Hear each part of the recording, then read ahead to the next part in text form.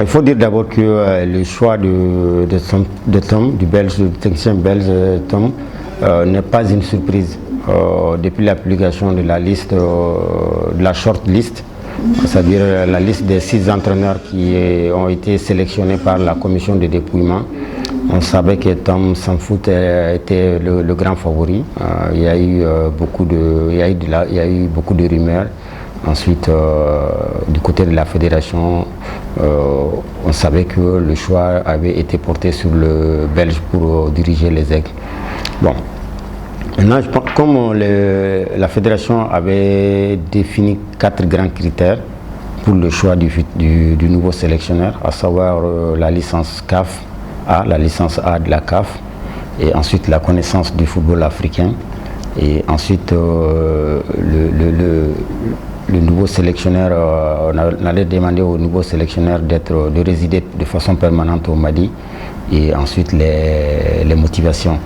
Je pense que sur quand on prend ces 4 grands axes, Tom Stanley a une avance sur les autres.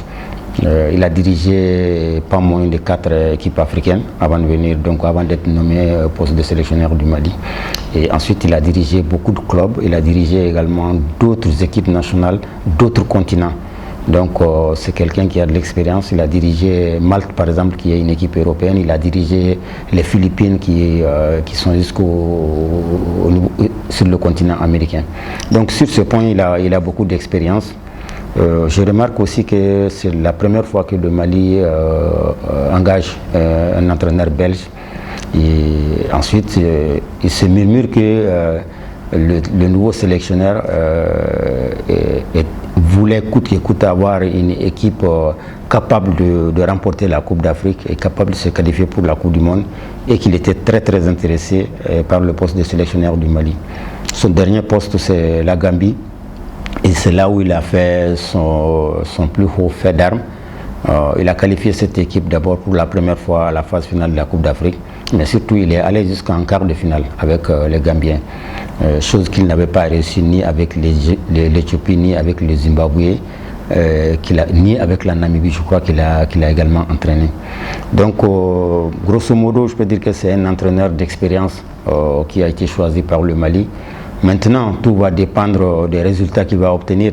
Parce que quelle que soit l'expérience, quel que soit le passé, quelle que soit la méthode de travail, quelle que soit la motivation d'un entraîneur, si vous n'avez pas les résultats, forcément vous allez payer les conséquences.